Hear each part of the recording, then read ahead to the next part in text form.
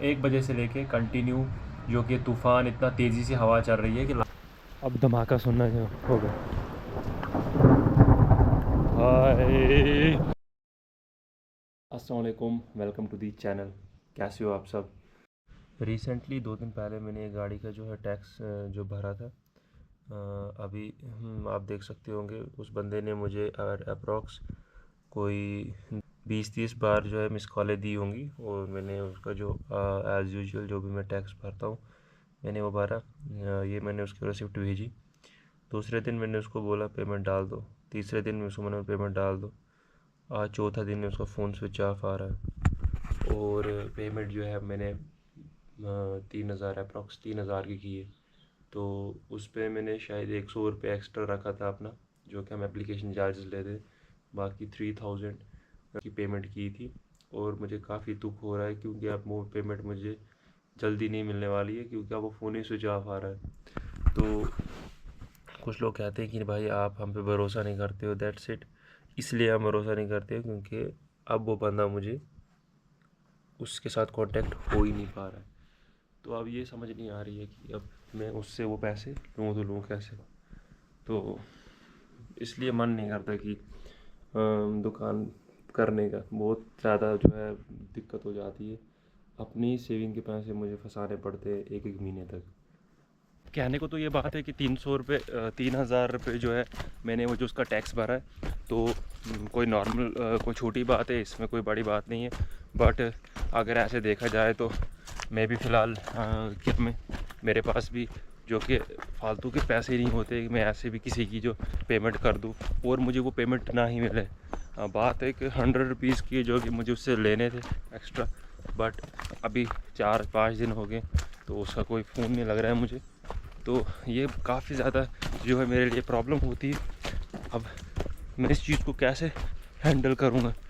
Personally मुझे जब अपनी कोई चीज़ में लेता हूँ या कुछ भी मुझे ऑर्डर करना होता है समथिंग, जैसे भी मैं किसी की भी शॉप के लिए मुझे चीज़ें मंगवानी होती हैं, तो मुझे वो कहते रहते हैं कि कोई बात नहीं, आप 1-2 दिन के बाद दे देना पैसे। बट मैं डिले नहीं करता हूँ क्योंकि ये मेरा अपना पर्सनल एक्सपीरियंस है।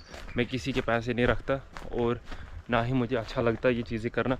बट मैं हैरान होता हूँ लोगों के लिए जिनका काम प्रोफेशन ही वैसा ही है, बट फिर भी वो उन चीज़ों को जो घाटे में चलाते हैं और देन फिर ब्लेम करते हैं कि भाई हमारी किस्मत अच्छी नहीं है, कुछ नहीं। मुझे बहुत ज़्यादा गुस्सा भी आता है खुद पे कि मैं इतना जानने के बावजूद मुझे इतने जो कि पहले भी मेरे साथ ये ट्रेजेडी, पहले भी मेरे साथ ये चीज़ें होके भी मैंने नज़रअंदाज किया और फिर ख़ुद को फंसा दिया। अभी मुझे जो मेरा जो वेंडर लाइसेंस है वो भी अभी पेंडिंग है, तो उसका भी 1-2 दिन के अंदर अप्रूवल आ जाएगा। फिर मुझे उसके लिए जो है जो कि 1-2 डिवाइसेस लेनी है, जैसे कि ये वो अप्रॉक्स मुझे उसका भी 20-25 हज़ार रुपये जो है ख़र्चा होना है। तो वो चीज़ें भी मुझे रिकवर करनी है, तो मुझे समझ नहीं आ रही है मैं करूँ तो करूँ कैसे। अभी फ्रेंड की भी कॉल थी, तो ये भी आता है अभी इसी टाइम पे। तो इसने अभी टाइमिंग चेंज की है क्योंकि ये बहुत ही ज़्यादा चालाक है। इसने अपनी जो मैंने रिसेंटली आपको व्लॉग में कहा था कि भाई इसने अपनी फार्मेसी ज्वाइन की है, बट फार्मेसी पे रहा ज़्यादा काम, तो इसकी भी हालत टाइट हो गई। तो इसने सोचा कि मैं जो कि आधा टाइम हॉस्पिटल में दे दूंगा और आधा टाइम जो है फार्मेसी पे। तो ये 2 बजे तक हॉस्पिटल जाता है और 2 बजे के बाद फार्मेसी पे, तो टाइमिंग सेम ही रहेगी। और अभी प्लान कर रहे थे हम शाम को कि जो भदरवा में 7 वाटरफॉल्स है, इसने मुझे एक बार ऑफ़र भी किया था कि भाई चलते हैं। तो मैं जो संडेज़ को ज़्यादातर घर में ही होता हूँ, तो एज़ यूजुअल आपने मेरे व्लॉग देखे होंगे, लोग जो हैं वो सुबह सुबह ही आके अपना जो है काम जो कर रहे हैं, क्योंकि इस टाइम पे धूप काफ़ी ज़्यादा ठंडी होती है, गर्मी नहीं होती है, तो ये सुबह ही अपना जो काम है कंप्लीट कर देते हैं। ह्यूमिडिटी ज़्यादा होती है तो गर्मी बहुत ही ज़्यादा हमें होती है, तो इसलिए मैं जो अपने साथ शॉर्ट्स कैरी करता हूँ, क्योंकि मुझे अब शॉप पे जीन्स में बैठना बहुत ही हैक्टिक लगता है और बहुत ही मुश्किल। ये हमारा जो है दरिया है नीचे, इसको हम नीरू बोलते हैं, नीरू नाला। नाला तो नहीं कह सकते इसको, काफ़ी ज़्यादा जहाँ यहाँ पे मछलियाँ भी हैं और जो पानी इसका बाय गॉड काफ़ी अच्छा है।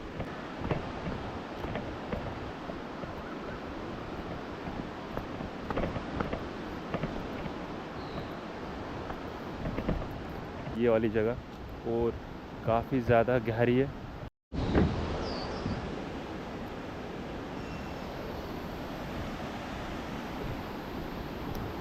और ये रहा हमारा नीरू, जहाँ पे हम नहाते भी हैं। ये यहाँ से तो उतना ख़ास दिखता भी नहीं है, बट आप इसमें नीचे जाओगे तो काफ़ी ज़्यादा गहरा है और काफ़ी मज़ा भी आता है। अभी मुझे फ्रेंड का भी वेट करना है। अगर मैं उसका वेट नहीं करूँगा तो वो नाराज़ हो जाएगा, और वो ऑब्वियसली मेरा रोज़ 10-10 मिनट वेट कर देता है मेरा वहाँ पे ऊपर रोड में।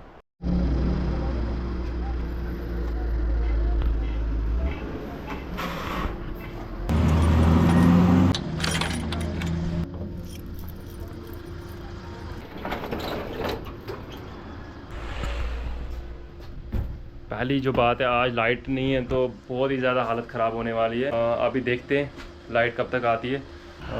जो हमारे सफाई कर्मचारी हैं जो सफाई करते हैं, उन्होंने जो है स्ट्राइक की है कि भाई हमें जो है परमानेंट किया जाए और हम तभी सफाई जो है अपनी कंटिन्यू करेंगे।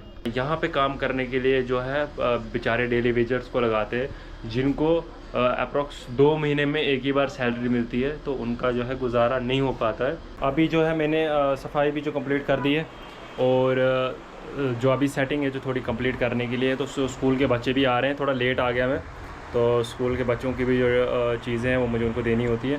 सिस्टम को बूट करना भी काफ़ी ज़रूरी है, क्योंकि थोड़ा सेटिंग करके रखते थे, क्योंकि जब कस्टमर आते हैं फिर ये थोड़ा क्रैश करने लग जाता है। अभी मुझे इसकी भी जो सर्विस करानी है।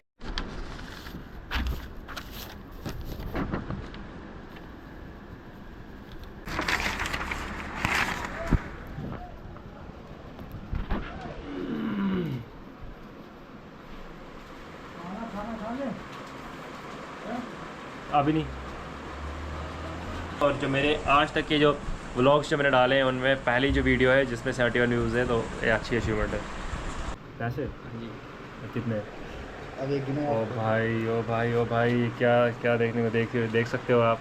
एक हफ़्ता हो गया भाई को यहाँ पे काम करते हो, तो ये देखिए कमाई इनकी।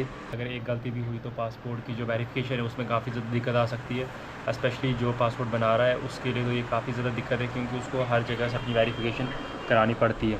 देन हमें उसके लिए काफ़ी ज़्यादा मतलब हो जाता है, डिटेल एक एक डिटेल हमें बिट बाय बिट इस पर फिल करनी पड़ती है।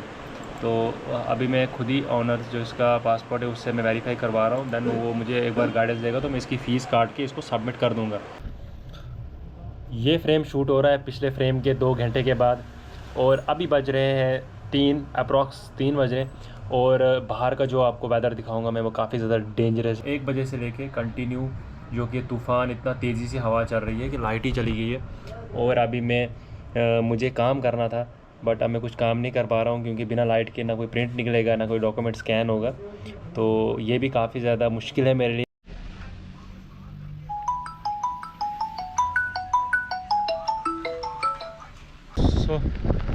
अभी काफ़ी ज़्यादा जो बारिश है वो लग रही थी, तो मैंने सोचा दुकान बंद कर दूँ और अभी घर के लिए निकलो। Then as you can see this, कितनी ज़्यादा बारिश है,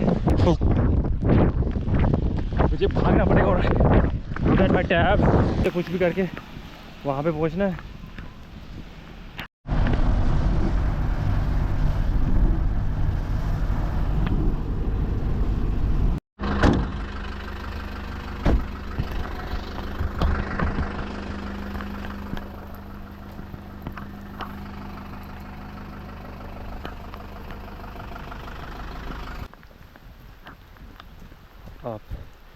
अब धमाका सुनना जो होगा। गिरती हो जब ऐसी लाइटनिंग स्पेल्स पड़ती हो तो फिर ये क्लैश ऑफ क्लैन नहीं अच्छी लगती है। अगर ये बारिश सुबह लगे तो मैं शॉप पे ना जाऊँ, मैं पूरे दिन घर पे बैठूँ। ये है मेरी ड्रीम कार, एक दिन ऐसे लगेगी मेरे घर के ऊपर।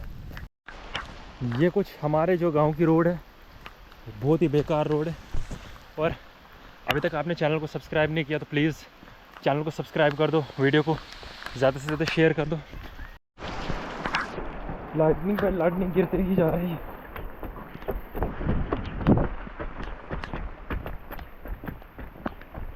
बहुत ही डरावना और एक से एक नेक्स्ट लेवल लाइटनिंग गिरती जा रही है।